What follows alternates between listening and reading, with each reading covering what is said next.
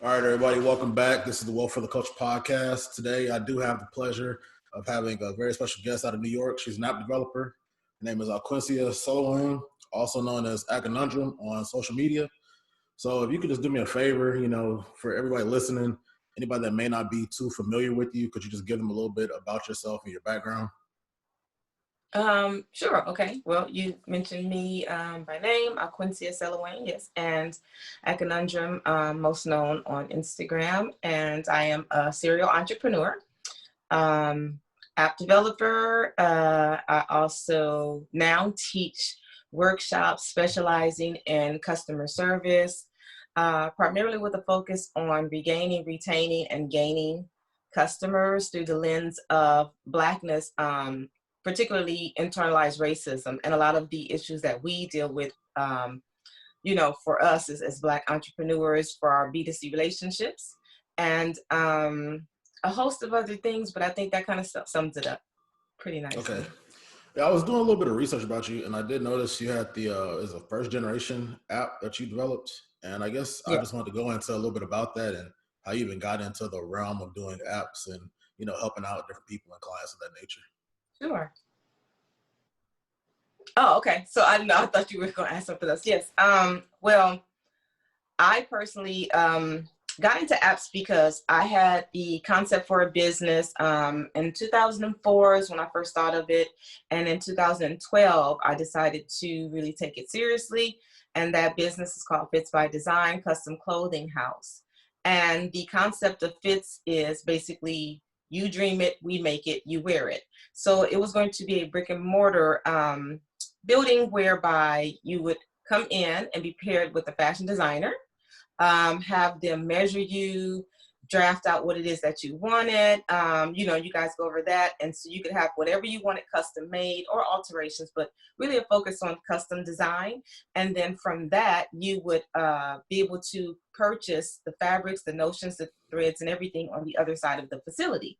So that was my brainchild. And like I said, it was going to be a brick and mortar concept. And in 2016, after some thinking and a little advice from a friend who kept urging me to kind of try to move into the internet with the concept. And I'm like, how would I do that? It's a brick and mortar. You have to actually like, how do you cut hair online? There's certain things Yes, that ma'am. I feel like it's just a little hard to pivot. And coming off of the heels of something else that I'd done called Melanin Minds Meet, where I created directories, nationwide directories for businesses specializing, and I had categorized them in such a way that I said, you know what, I think I can do this for Fits. And so I looked into app development for that. So that way I would have a nationwide reach. Of course, the startup cost would be significantly less. The overhead would be significantly less. So it just made more sense at that time. So I started researching apps, and I came across a company that kind of like allows you to build an app. So it's like a template-based system, very user-friendly. And so I did, worked with them, built my app out, and I had my app for a few years. And as my personal brand started to grow last year, AKAnundrum, which I've had the page since 2012 and my following has grown, but I never really looked at it as a personal brand, just more so like a personal page where I express my thoughts and my opinions. And so as it has, migrated into a personal brand, and I started to get booked and have a lot of things going on, and just links and points of references that I needed people to go to. I was like, okay, I don't want to build a website, and do all of that. So I said, how about I do an app? And I did something that's not really common, that I haven't seen so far, which is a personal brand app. Particularly because Apple does not really approve or really, I would say I've seen them remove apps that would be better served as a website. So if people don't realize, an app and a website, very different, a mobile Oh, website versus an app, different systems. And a lot of people, about 100,000 were removed from the app store because they had apps that could have been better served as just websites. And the app market is extremely saturated. There's over 1 billion apps in the app store. And so when I decided to take on that task, I kind of knew what I was facing with Apple. And I created it as a business community. It is named after myself, after AKAnundrum, but it is a business community. So I knew how to, although it's a personal brand, even if you don't know me, AKAnundrum, or you're not familiar with my brand and you download my app, you can totally benefit from it. So it's not something that's so akin to me or so attached to me that you have to know me in order to really, appreciate the elements of the app. And so when I did that, of course, I've always had people asking about me building apps. So the company that I work with, they offered me an opportunity to also create apps under their platform.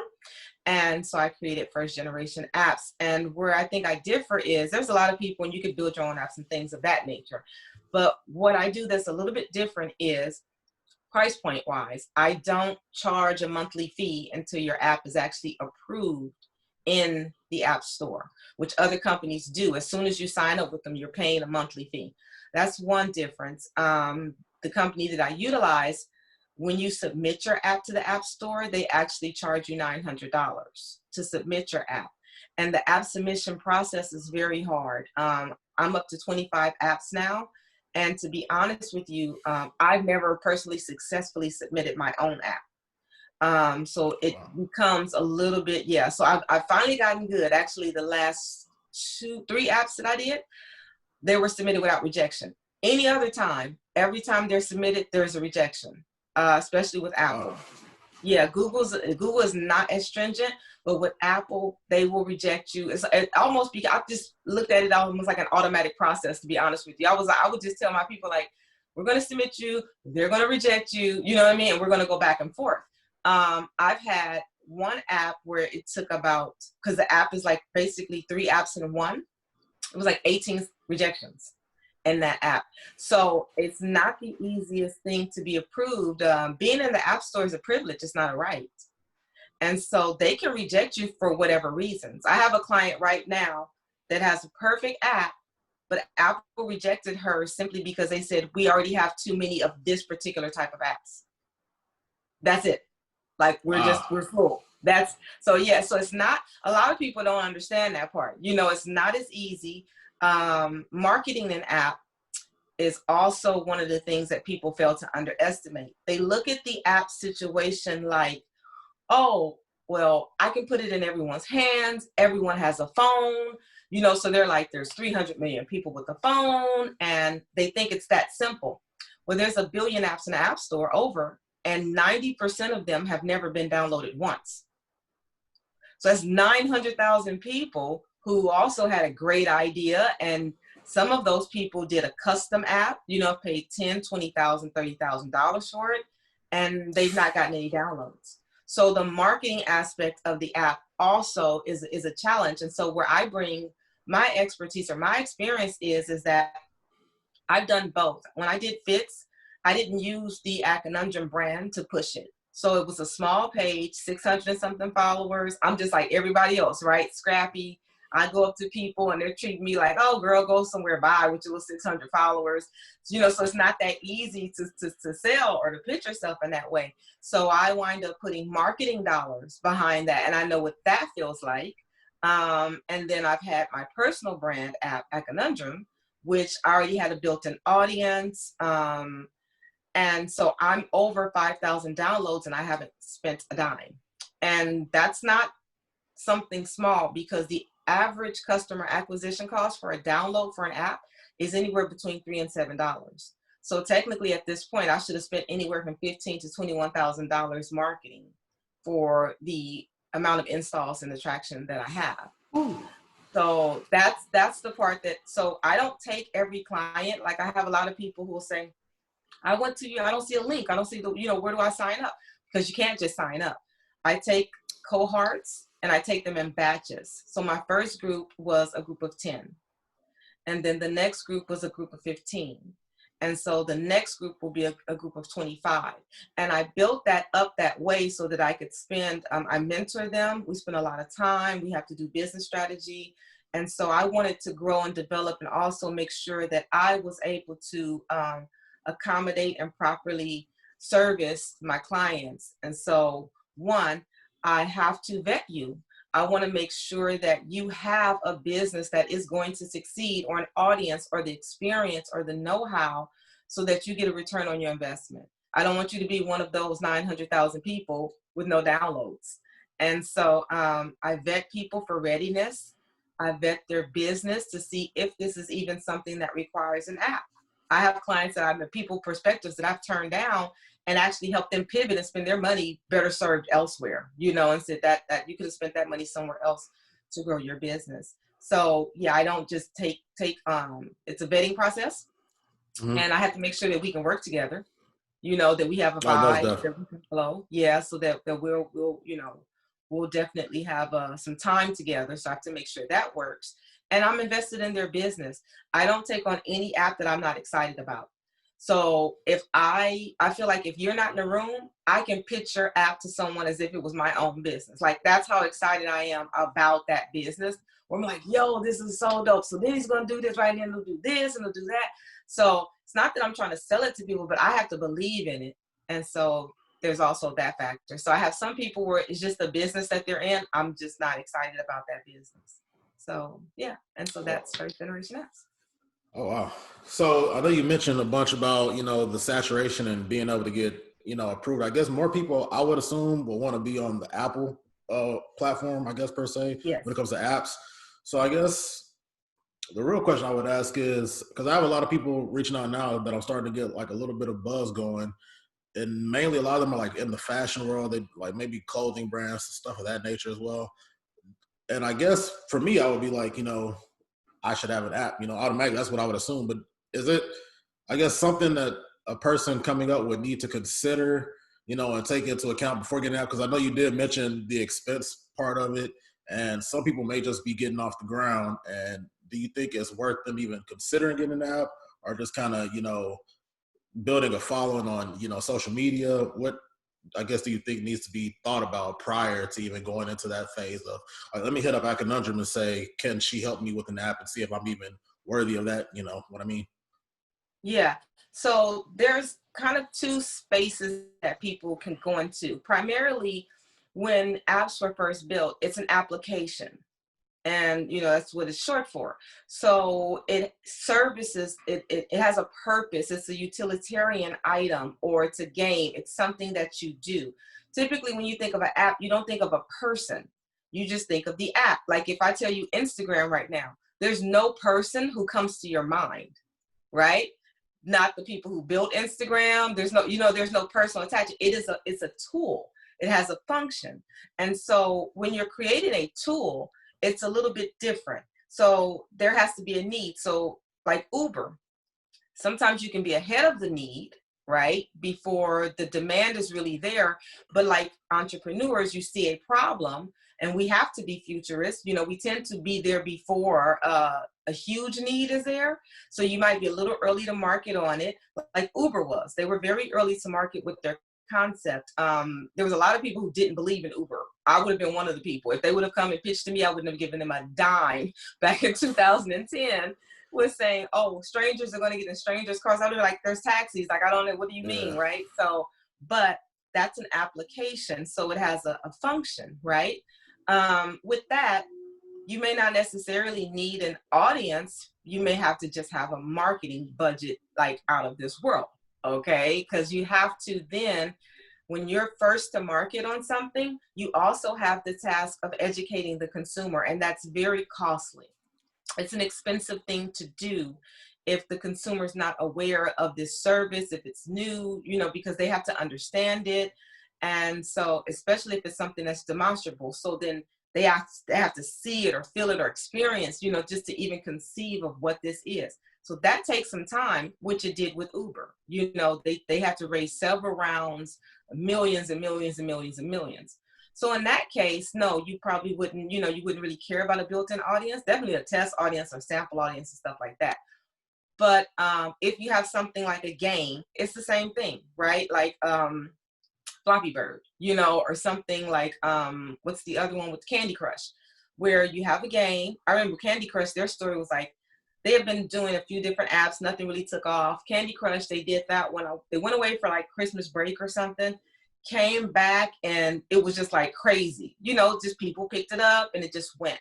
Those are very different approaches than a personal brand app.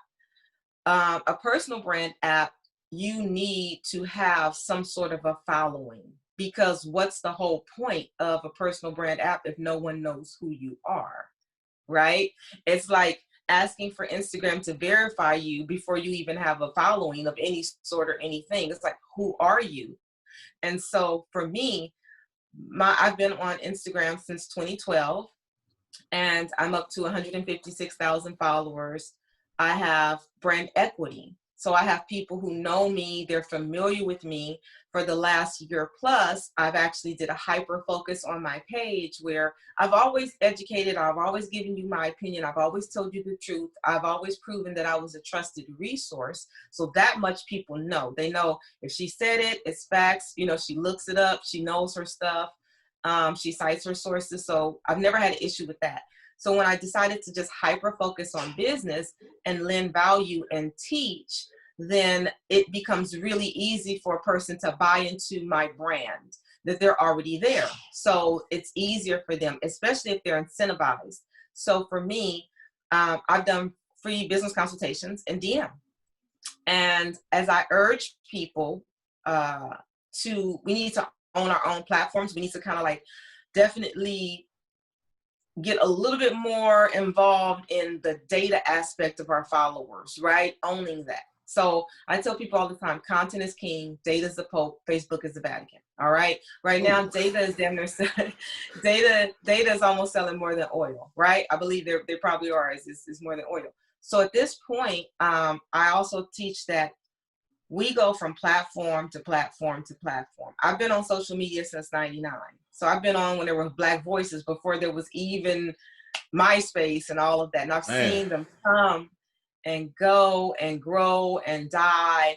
And I've been successful on just about all of them. I think once we got to Instagram, I kind of stopped. So I haven't really done Vine, and I didn't go forward with the rest of them. But your main guys, your Twitter, your YouTube, your MySpace, your Facebook, your Instagram, I've dominated in some form or fashion all of those social media platforms. But I've also migrated like everyone else. So just like anything else, you go from one, you lose audience, you go from one, you lose. And so you kind of get tired of packing up and leaving all the time. But what's important for us to understand is that content is king, data is the Pope, Facebook will be the Vatican, but creativity is God.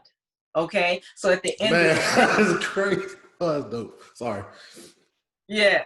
So at the end of the day, it is our creativity that generates the content, that creates the data, that gives them, you see what I'm saying, all of the money, the advertising, the license, the access, and everything else. So we could just get that part. And I'm not saying to anyone to go out and try to build a Facebook or whatever. What I am saying is use these platforms. And I mean use them. Use them just like they use us. They use us. They use our creativity to drum up traffic, right?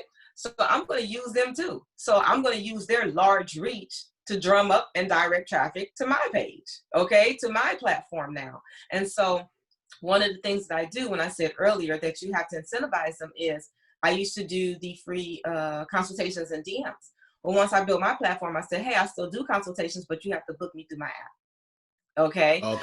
Another thing that I do is very often, especially during COVID, I was a huge resource for grants. Like I was just shooting people grants every time you looked up. Personally, I think I can account for about over 40 people getting about 130,000 in grants that they personally attributed to me, saying, I didn't know that grant was there. I've never applied. It was on your page. I applied. As soon as you posted it, I got the money. Wow. And so that part was really a big transition because I went from like helping build your business, start your business, to now pivot your business. Oh my God, COVID, and save your business, and so forth. So what I started to do was, okay, I'm still posting the grants, right? All that information is free, but I posted onto my app first. And I give my app users a 4-hour to sometimes a 4-day head start before I post it on Instagram. So now I would post it on Instagram and say, hey, you guys, and I actually post a notification from my app and say, hey, you guys, here's a grant, but My app users got it already, 4 hours. And then my app users are so petty. They come back and they're like, yep, we sure did. Good luck to y'all. I applied 4 days ago. And so then people are like, oh no, right? FOMO, fear of like, oh my God, Yeah, I'm that missing drives out. them. Yeah, and then they go and they have to download the app, because once they do that, if Instagram decides to delete me or to die or whatever, at least I still have my community who really, really is interested in me, and Ryan Leslie taught us, right, that, Ryan Leslie, I'm sorry, I got a thing from my assistant. Sorry. Okay. Ryan Leslie taught us about with Superphone, how he had 1 million followers on Instagram, but it took so much money for him to go platinum or sell $1 million, or even 100,000. But when he got Superphone and he had 10,000 loyal followers, and he said, "Here's my album for $10," that's 100,000. What is that, right? You know what I'm saying? So he was like that. That way, he would rather have a smaller, dedicated group than just all the. I mean, it's cool. It looks good to have all the followers, but it's not as Yeah, effective. you can't monetize or Right. I mean, it's cool, but they don't. At Instagram, they've reduced our visibility down to 10% anyway, right? Half the time you're not even reaching that. So you have this large crowd, but you're not even really reaching them anyway. So with me on my app, I have push notifications. I know for a fact I'm reaching you, because I can send you a notification. It's going to show up at the time I want, unlike a post where I posted it on a Friday for the event and you got it on Monday. What can you do with that, right? I also get to segment my audience, unlike Instagram. So on my app, when you apply, I ask you a few critical questions. Where are you at in your entrepreneur journey? Are you an aspiring entrepreneur, a new entrepreneur, 0 to 2 years, serial seasoned entrepreneur? I asked you what industry you're in. So that way, when I do send a push notification to you, I only send what applies to you. So if I were to get something like from, say, a tax person who said, "Hey, sis, I'm going to give away tax prep to 5 businesses, right, in Brooklyn on Saturday," I can send a push notification only to the entrepreneurs who meet that criteria. I can geo-fence it only to Brooklyn, right? Just as high. And so then I can also make sure it goes out Saturday at that time. Very different than when you're doing a post. Much more effective reach. And so when I specify things to my audience, I have a 96% open engagement rate with my push notifications. Ooh. Yeah. So now we're talking about hyper efficiency, hyper effective. I'm servicing people. I'm giving them exactly what they want. So we have an amazing reciprocal relationship. That's crazy. Wow. So I know you did mention, that kind of ties into, being able to obtain data. And I guess that's kind of why you said you specify in that questionnaire per se, what you fall into. And I guess that helps you that directly targets them, and that allows you to get such a high success rate, also, as well as, you have a great following that, they're really trusted. So I guess for anybody new, what exactly, I guess, the power of obtaining that data, when you roll out something, because I know on Instagram, I just recently started my podcasting on Instagram, and, they start letting you see insights and stuff like that and see your actual reach and who's actually opening, and like how about, a percentage of people actually that follow you that are actually getting, targeted and hit. And I guess, what is the importance of that data, for somebody to be able to look at it and be like, hey, what can I take from this? You know what I mean? Yeah, well, for Instagram, it's cute. It's really cute what they give us, because they let you see it, but you can't do anything with it. So right now on your insights, you might know that your audience is primarily comprised of males. So say you have a 49-51 ratio, majority being male. The age, the demo is like 25 to 30, and then you have like a 35 to 40. I forget how they segment the ages out, but let's suppose you find out you're primarily attractive to men who are in between 25 and 35. Your top spots are New York and LA and then Atlanta. And these people tend to be on between 11 a.m. and 12 p.m. on Saturday. I think this is pretty much what Instagram rolls out for you, right? Yeah, it's real broad. Points. All right, that's cool. I mean, it's cool, but here's the thing. What can you do with it? What I mean by that is Instagram just told you, hey, on Saturday between 11 and 12, you should post because that's when your male followers are on, right? Yeah, okay, we'll post on Saturday, and then Instagram doesn't show you to them. You know what I'm saying? So what did I get to do with that, right? Okay, let's suppose you have a 25 to 75% ratio of men. You can't take a post and specifically say men. I want only the men to see this post. You can't do that, right? You can't say I want only this age group, or I only want this post because I'm having an event in Atlanta, so I only wanted to show it to people in Atlanta, right? Or make sure that any of my followers who are in Atlanta sees this post. You can't do any of that. You can put it out there and hope it lands. And that's the difference. So it's cool to have that data, but if there's nothing that you can actually, an actionable thing that you can do with it, it's just knowledge. But you know what I mean? Without you being able to do anything with it, it's not really useful in that. So for me, I, with my app, can actually send out a push notification if I segment my audience to males, to geofencing for Atlanta, which means you ever got to, everyone's trying to do SMS, okay? SMS and email is pretty much both spam world, okay? So at this point, I was getting text messages from Joe Biden because I'm from California and I have a California number. And they were asking me to come out to the rally in Los Angeles. And I wrote them back politely and says, thank you very much, but I know my area code leans you to thinking that I'm in Los Angeles, but I'm not. I'm in New York. So imagine how much money they've wasted sending out SMS messages, because what data points are you getting from a phone number? Everyone's telling you, text me your phone number, okay? Give me your email, right? The email captures. This is what I try to teach people, even my mentees. That gives you no data points. All it does is give you the next ability, or you're going to be the next person in someone's spam box. That's what's going to happen, okay? So you do email captures, and people come to your website, and they're like, hey, sign up now. Give me your email. Cool.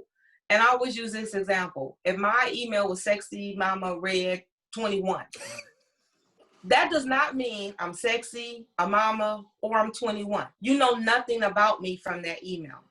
So I'm quite sure everyone should have a segmented audience in your business. You shouldn't just have like one customer, right? You should have a variation on your customers, right? Different needs, different points. Okay. So like a fitness trainer, his clients have different goals: weight loss, weight gain, tone, right? So even though he's a trainer, they have different goals. Well, if he just only captures emails and then he starts to send out his mass communications that are one size kind of in his mind fits all. So he sends out the weight gainer to the girl who's trying to lose weight, spam. And if he keeps missing the mark with her, she's eventually going to ignore his emails. This is why email has like an open rate of 10 to 15%, because people are using it ineffectively. Now, on that pop-up, had he said, what is your weight loss goal? Or what are your goals, your weight, your fitness goals, right? Lose weight, gain weight, whatever his categories are, and then had the email. Now he can toss that into MailChimp, segment that audience, and only send the bulk guys who are trying to lift the protein shake and the detox tea or whatever's going to get you thin. Send that only to them. You see? So now you're speaking specifically to me. You're adding value to me. This is something I need. I'm probably going to open it and then open the next one that you send me. It's not that people don't like ads. They just get sick of ads that don't pertain to them. Yes. They get sick Yes. of being bombarded with all of this addition. It's like, but you know yourself. My husband, he has a whole file of ads that he likes, and he's so good with the algorithm. Like, they know him. They have him down to a science. So you ever come across the ad you're like, yes, I want that. I needed that. You like that. So Yeah. we do like ads. We just don't like ads that have nothing to do with us. And SMS is the same thing. If you're just grabbing people's email, text message, their phone numbers, you're going to be spamming them the same exact way because you don't know anything about that customer. So you're going to be spamming them the same way with those one size fit all, or you think they're in a city that they're not in and you missed the mark on that. So if you think you're going to get dumped in a spam box as an email, what do you think happens when you text people? Oh, you got 1-2 times. You know what I'm saying? Yeah, And they're blocked. cutting you off immediately. You see? And so that's what I'm saying. It's the data, but one, making sure you accurately capture the significant data that you need, right? Like the fitness guy, he may not care about the age of the person. You get what I'm saying? He just may really care about the goals. That's really what his primary concern is, right? So getting the right demos that fit you. Don't go with the standard, or I need to know the age. You need to know the specific information that matters to you. That's number one. Number two, then you use that information correctly, and then you communicate with them what they need. So that's really the power to me of data. Yeah, because I know I do see a lot, oftentimes you might like something or you might even go search something on Amazon per se that you're looking into. And it's crazy how they'll take that data and then all of a sudden you'll see so many different ads that's targeted specifically for you, but it's relevant to you. So, Yep. that'll make you more driven to, maybe go see their website, take advantage of anything going on pertaining to what you have interest in. And I guess a lot of people don't realize the power of that. Because if you and then how they've gotten to the point now where you go like something or add it to your cart, you go to Instagram and you see the ad. You go somewhere, you know what I'm saying? All of a sudden now that exact couch or that shirt is everywhere. That to me that's is really crazy. like, wow. Mm-hmm. Yeah, I'm still amazed at how they get that across, man. It's wild. I'll just be that happened to me actually. I'm looking up, different tools or something, and next thing you know, I'm on Instagram. I got an ad. I'm on Facebook. Got the same ad, and it's just everywhere I go, I just start seeing. Even on different websites, I'll start seeing that. And I guess some people don't realize that you can really take advantage of it if you get it that detailed and that breakdown. But then with certain broad information that doesn't do anything for you, it's almost kind of like essentially you're wasting money in a sense. Right. Like, people don't realize that at all. And we're at the point now you can say enough and your phone is listening and that thing will pop up. Whatever you were talking about on your phone will pop up because Alexa's always listening. Mm-hmm. What you telling? Golly, man. I can't tell you how many times I had a conversation with somebody and then I go home and I'm scrolling and I just see something about what I was talking about earlier. I'm like, what the heck? That is crazy. Yeah. But I did know you were mentioning about mentees you take on and different things of that nature. But I guess we'll pivot. I realize that's that's kind of how you navigate.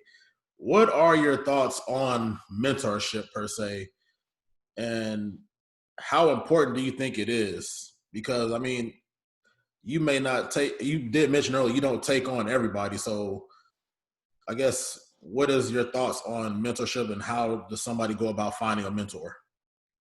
Well, personally, mentorship, of course, is extremely valuable. In the business lane, I didn't have a mentor. I have inspiration.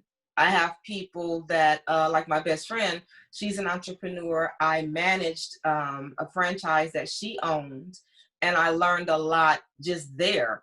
But in terms of like a business mentor, I didn't even, when I managed her company, I actually wasn't supposed to, I didn't come there to manage. I never wanted to manage anything. I never managed anything. And I wind up having to, because of a situation. So there was no one to teach me. I didn't go through any management training program. I had to literally crack the books open, dive in, learn every single thing about this franchise, running it, the history of it, and how it functioned and operated. And so that plus academia.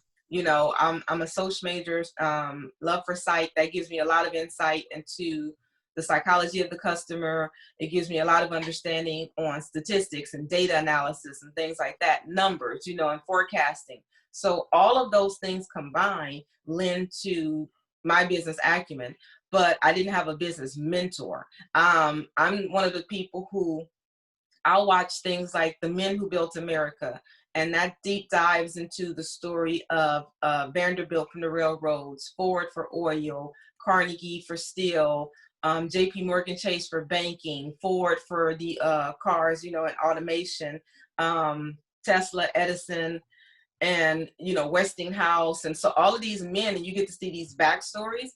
For me, that's really what's important. I like to know not just the successes, but the processes that they went through. They suffered tremendous failures, tremendous losses. I like the fact that they came along in the, you know, invented and created the Industrial Revolution. All of these characters, all, you know, were responsible for the Industrial Revolution. So right now, like with COVID, these people came and created this right after the Civil War. Over 600,000 Americans dead. America was torn in half. It was literally like just in distress. They thought America had failed as an entire experiment. And so out of that, you have these extremely depressive situations. People are like poor, you know what I mean? It's really rough. And you still get innovation, and you still get problem solving, and you get the Industrial Revolution out of that. That's nuts when you think about it, out of that extreme like hardship. So for me, I like to see their stories to see what were they doing, what were they thinking. Like I know and Rockefeller, I forgot to mention him. He's one of the main characters in it. But say even a Rockefeller, I know Rockefeller, there's, you know, people don't like Rockefeller, you know, they don't like his business practices or his whatever, but the whole game Monopoly is because of Rockefeller, right? But at the same time, he was a 12-year-old boy who had a father who was a snake oil salesman. Like he literally would go from town to town and sell those fake cures until they run him out of town. He would come home and steal from Rockefeller the little money that this little 12-year-old boy is making to help keep his family together, his brothers and sisters. And so he had nothing. He had to leave school at 12. And so he had to hustle his way out of that. He wasn't born with, yes, he's a white man, you know, I'm a Black woman, but at the end of the day, at that time, poor white, you know what I mean? It's really, yeah, of course he'll have a little bit more opportunity once he gets to a certain point, but he's uneducated, poor white, you know? And then you have the same thing with a Carnegie, you know, who was a smart kid, but the family was so poor, he had to leave school to work. And then you see these people, and then you see them take risk and take gambles and believe in themselves. And then they go into the next one, the food that built America. And you have Heinz and Kellogg, you know what I mean? And so I like, really for me, learning the backstories, because that's what to me is going to really resonate. My business may be entirely different from anybody else's. So it doesn't really click that same way. But as an entrepreneur, we all have that kind of same, you know, well, you're the ones whose family just gave it to you. But you know what I mean, as the real grinders. That's what I find inspo. Now, mentorship, I believe mentorship is extremely helpful. I had a mentor through my academic era, but even then, I've always been a self-learner and a go-getter. The mentors that I've had, they just add. But, you know, a lot of people, when they say mentors today, what I see it where it's like, I know nothing, teach me everything you know. And do it for free under this philanthropic guise of mentorship.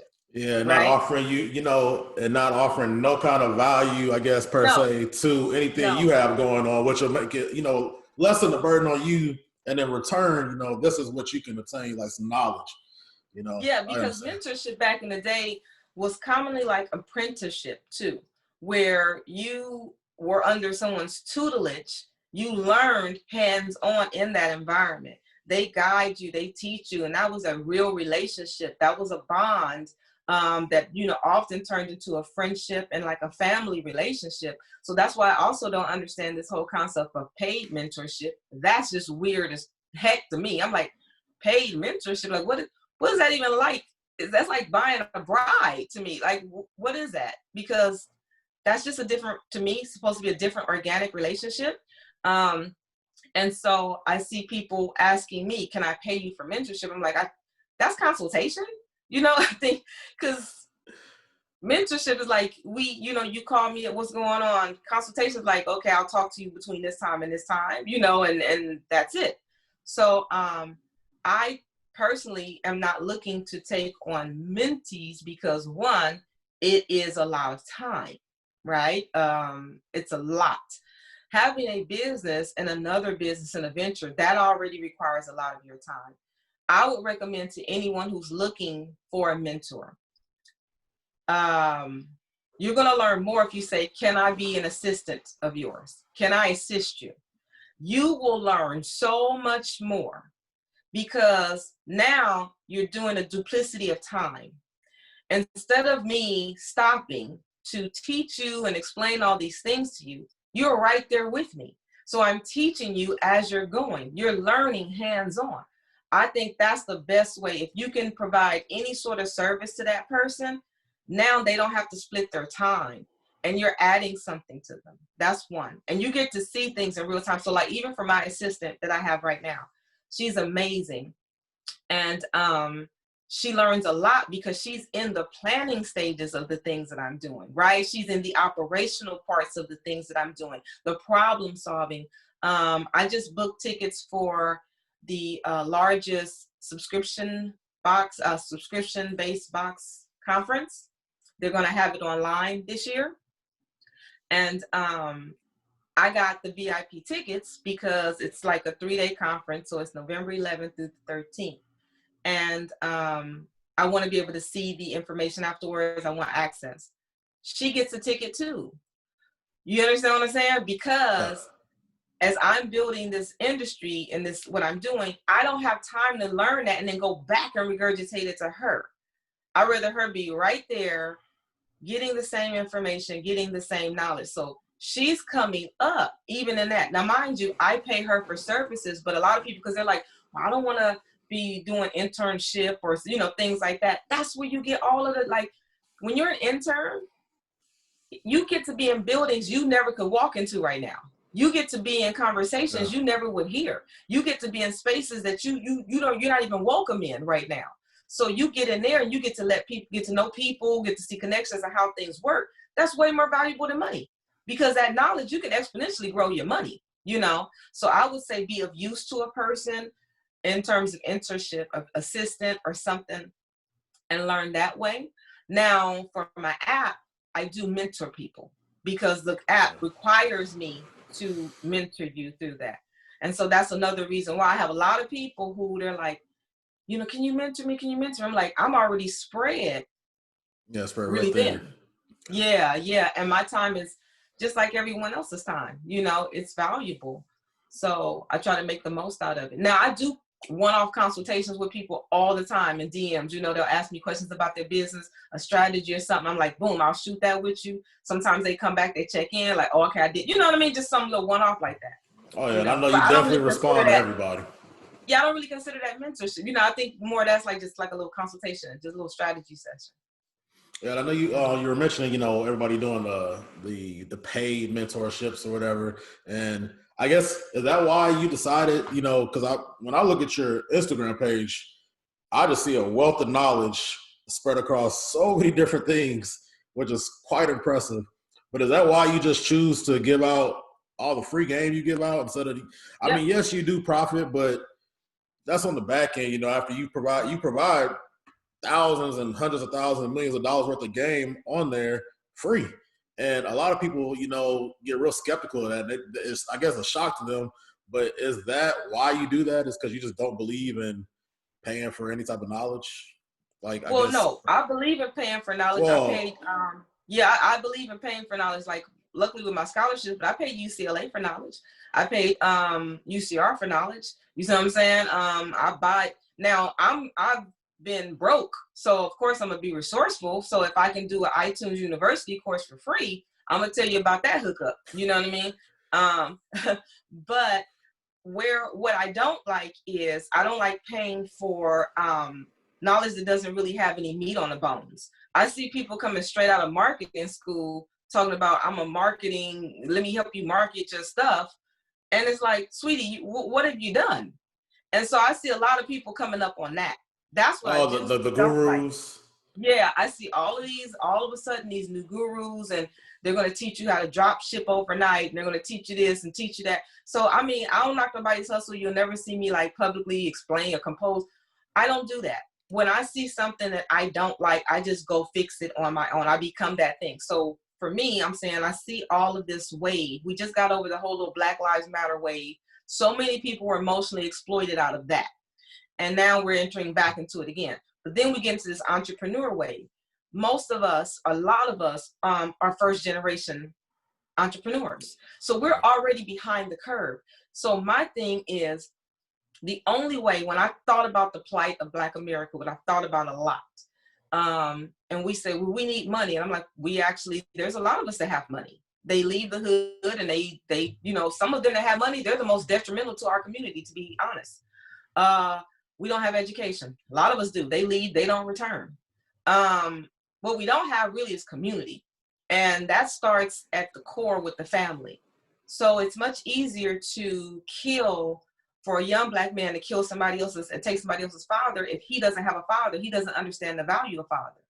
So it's much easier for him to take your father, right? It's much easier for a young girl to disrupt a marriage and take someone's child's father, you know, help to break that and dissolve that. When she doesn't have a father, she doesn't understand the importance. So my first thing was I created Melanin Minds Meet, and that was to address those elements. So it was a space in which we could talk about everything relationship-wise in the Black community, from single all the way up to widowed and everything in between. Blended families, you know, all of the things that we deal with. So that was my first contribution to trying to solve. Because if you don't have that, you know how somebody, if you seen a dude like try to kill somebody's grandma, we'll be like, oh man, like, no, you can't do that. Like, that, you know, that's Big Mama, because you loved Big Mama. You see what I'm saying? Big Mama meant something to you.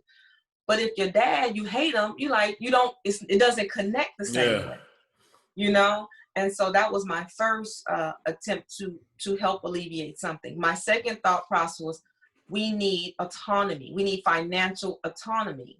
And we can't necessarily just throw money at the problem.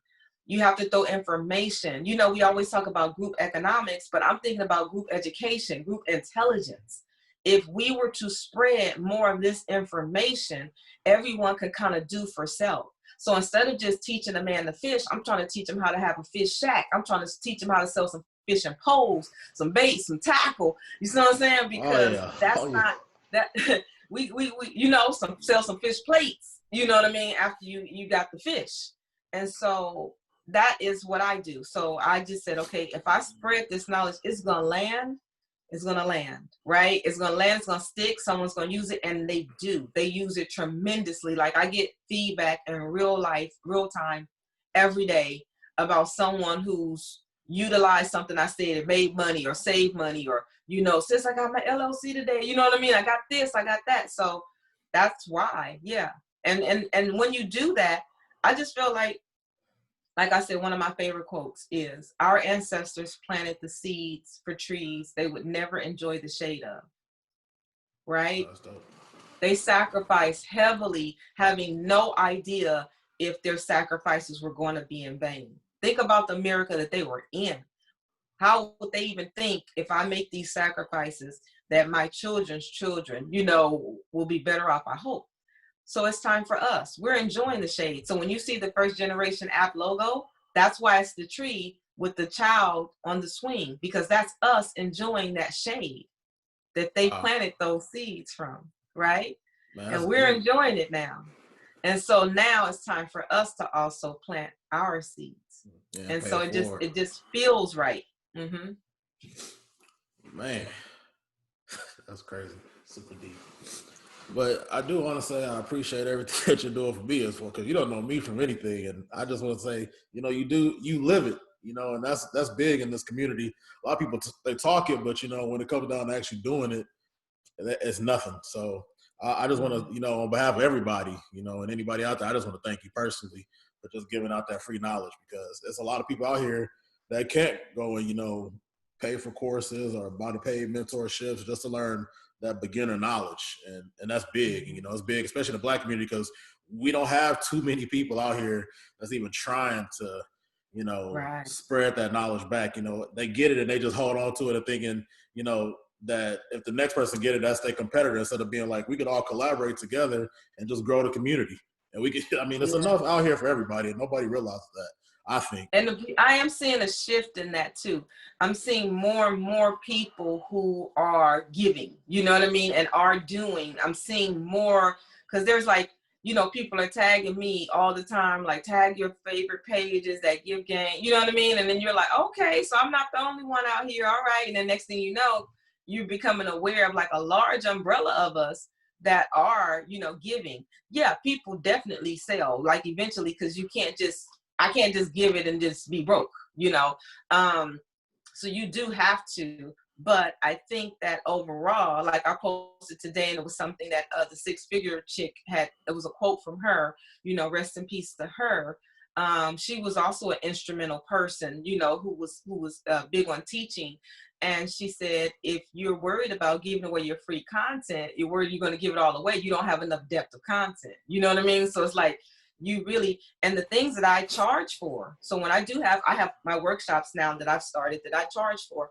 There is nothing that I teach in my workshops that you'll find on my page. So believe it or not, right, there is enough to fill up literally 4 hours. You'll be like, what? Where? You're like, she's never talked about that. She's never discussed that, because that was my specialty. And that's the one thing, even before, when I would get free information out, I've been invited several times to pair with people to do webinars and workshops, you know, for the last few years. That was the whole thing when they first started. Everybody was like, yo, let's pair. We can do this webinar for 99 cents. And so I had checked some of them out, and I was like, these are whack. Like, these are whack as fuck. Like, because for one, you told me you were going to teach me this. I get here, you're not teaching me. You're giving me just these little, you know, dangling this information, funneling me into your next webinar or your book that I have to buy. Preach on it. And I was like, yo, these is whack. Like, and just the way that I feel about my community, they trust me a lot. I believe brand equity is like something you have to hold sacred and dear, because we have a right to have trust issues in the Black community. Like, we've been scammed by so many, our own. So I already know how our people feel. And so now I'm like, man, I'm not attaching myself to them. That's just whack. And there's times where I literally was broke, you know, and I still didn't tap into unscrupulous ways of getting money. I was just like, I don't believe it. I don't think that that's where my value is or comes from. And I'm not concerned about it. I know it'll be fine. You know, I'll be okay soon. I mean, I'm a hustler. I'm gonna learn, not like, you know what I'm saying? But I'm like, It's not like I couldn't use the money. And so when I thought about what I could actually monetize, like what I would create as a package or a service, it had to be something that, one, I had years experience in. It had to be something that I had academic to back me up. It had to be something that I had the money to. Because I'm like, how am I teach start a business? I'm just starting my damn business. You know what I'm saying? So it's like, and somebody would be like, okay, so tell us about your business. Yes, a startup, you know, like, who are you teaching people business and you have this? So out to charge for it is what I'm saying. You know, like me actually charging you money for that. So my thing was customer service. That I was like, I got that in droves. That I'm an absolute expert on. Like I said, I have the numbers to back it up. I have everything to put me into position of being an authority or an expert on it and command a fee. And so that's what I do teach is customer service. And it's something that I paired, what I said with internalized racism, and I did research on that for college, that we in the Black community need bad. And that was customer service, because we just have that whole, you know, it's like all bad customer service. And this, that's real. And I hadn't seen anybody train it. I see them teaching you how to start any business in the world, but I have not seen anybody really drilling into customer service. And so that's what I teach. Yeah. And people don't realize that's what retains, you know, majority of your business anyways. Because Yeah. I can definitely say If you I've been to don't do places that, that you don't are, have a business. oh yeah, I've Yeah. been to If you places don't do that's that, you real don't good have with a that. business. Yeah. Yeah. So I just want to go ahead and wrap this up because I do know you have a lot of things going on in your day, and I don't want to hold you too long. But I'm trying out this little lightning round segment I got going on. So I'm going to just ask you a few questions, and you can kind of just hit on them real quick, if you don't mind. So for the first thing is, is there any standouts on your timeline, or any people that you see on your timeline that's out there, making an impact on the Black community in some type of way that's positive, Yes, definitely Professor Kaz. I love her. There's definitely Killer Mike. You know what I mean? Like, shout out to Killer Mike. He's doing a tremendous job. Oh, yeah, you Earn look at Your that bank. Leisure. Oh, yeah, I follow them. Earn Your Leisure, Rashad and Troy, you know what I mean? They're doing exceptional work. My brother Derek Grace, you know what I mean? He does a lot.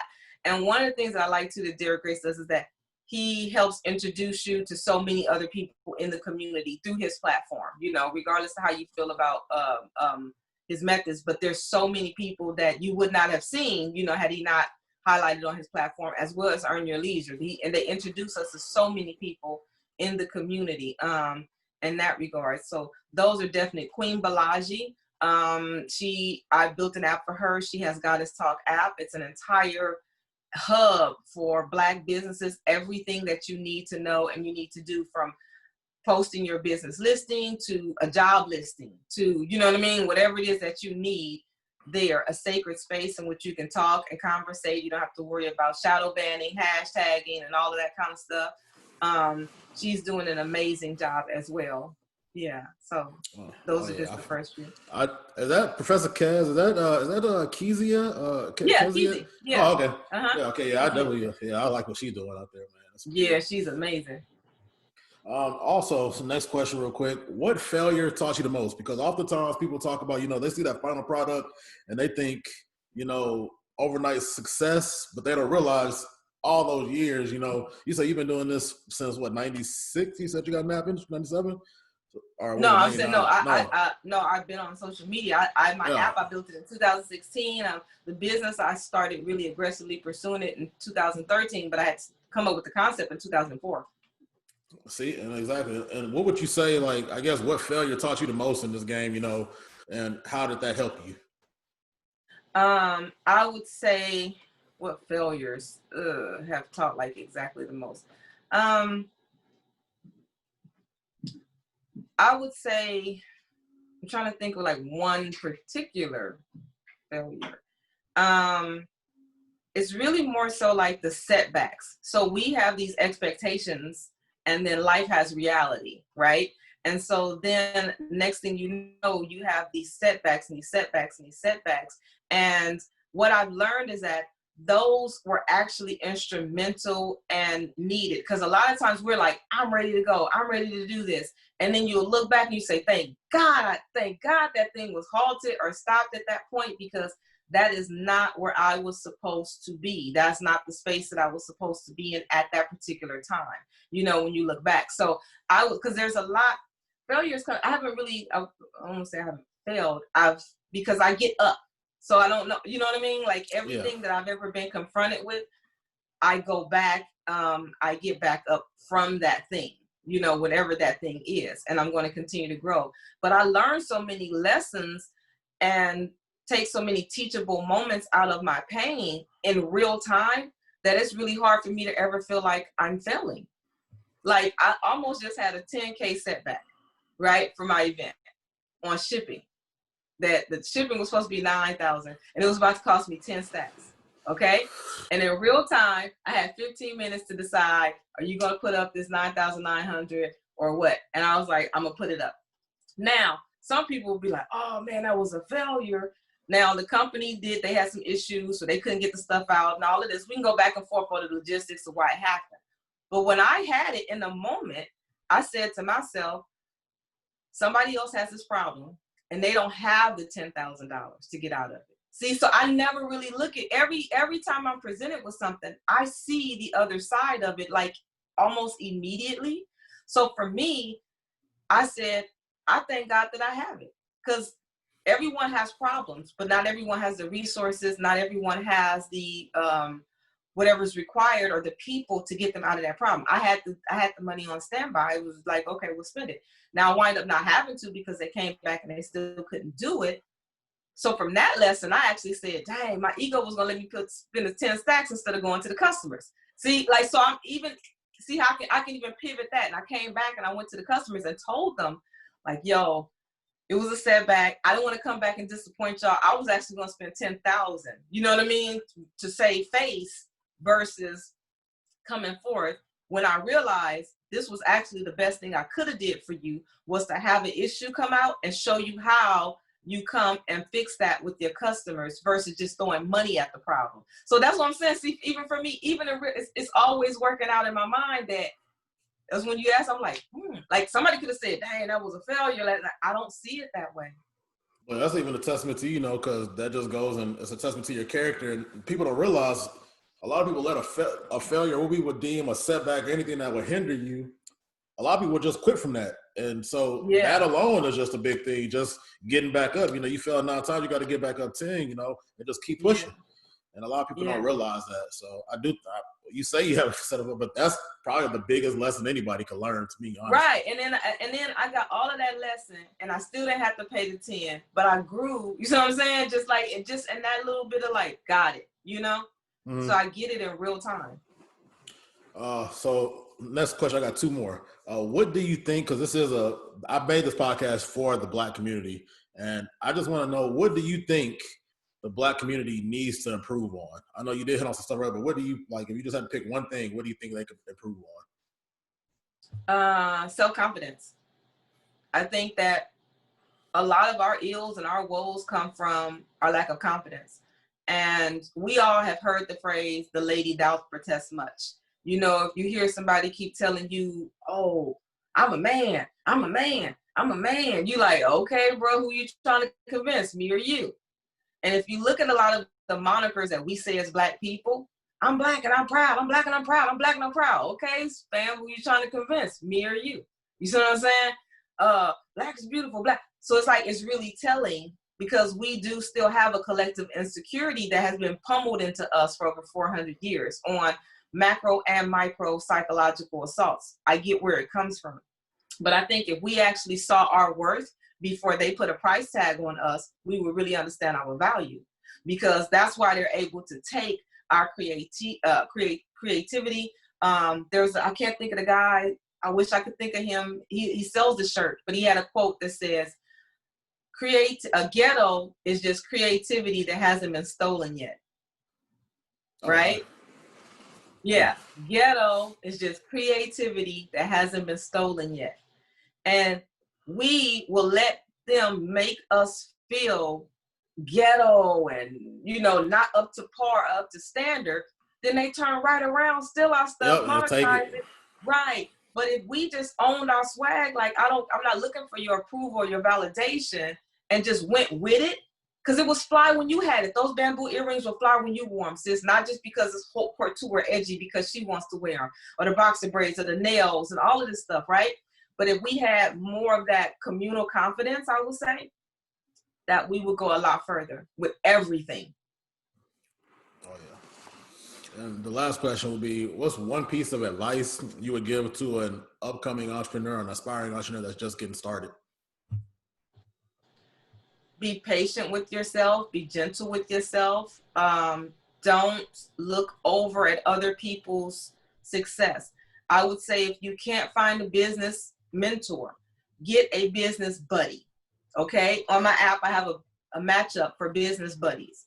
Find someone who's in business that you could maybe barter services with. Okay? If you're not good at social media marketing, but you're great at payroll and admin, and this person needs that, you guys barter with each other for skills and tap into each other to see, okay, how are you doing? Did you know about this resource? Did you know about this resource? It's much easier. Get a business buddy. That would definitely be my, someone that so you're not alone in this. You can get a healthy gauge of where you are, because if you go too high up, you'll start to feel inferior. If you look too far down, you'll get a false sense of where you are. Okay? Get you someone that's almost equally yoked out, just about, where you are, and you guys pair up and tap in with each other, check in on each other, you know, share resources. That would be my definite advice. And you said that's on your app? Yeah, I have a business buddy matchup. So it's kind of like Tinder for entrepreneurs. Oh, that's So dope. you get like, yeah, so you get to tell your skills, and then you can like click them and you can swipe, you know, and you can message each other and chat. So they tell you what skills they have and what like things that they're looking for. Like I'm looking for somebody who's good at social media marketing, or I'm looking for somebody who's good at logistics. Yeah. And then you can kind of, you know, pair and find people. Oh, wow, that's pretty cool. That's pretty cool. Yeah, I've seen that, you know, because I guess one I've seen more times than not, you know, people that I know that do videography and stuff like that, and you'll have like maybe an upcoming singer or artist, whatever, and they'll kind of collab just doing music videos and stuff like that together, or photo shoots, because, you know, videographers, they usually do photo shoots and all that. And, you know, they'll just come together. And like it's kind of like what you go back to, just, you know, collaborating instead of just thinking that, you know, everybody got to be separate and all that. Come together and just make something. And you never know what'll come out of it. That's a symbiotic relationship. You know, it's equally beneficial. You know, there's reciprocity in it, everything. So that really, to me, instead of going to someone who's so high, you know, in your mind, like, okay, they're way up above it, you know, get somebody that's right there with you, and y'all can grow up together and share resources and everything. So. Well, I do want to thank you for your time, Ms. Alquincia. If you just want to, you know, plug in everything, you know, all your social media, you're following, anything that's upcoming for anybody, I'll give you the floor to do that right now. Okay, sure. Well, everything, I believe in consistency. So everything is AKAnundrum. You know, AKAnundrum.com. If you go there, that's my little link tree. It's just, you know, uses my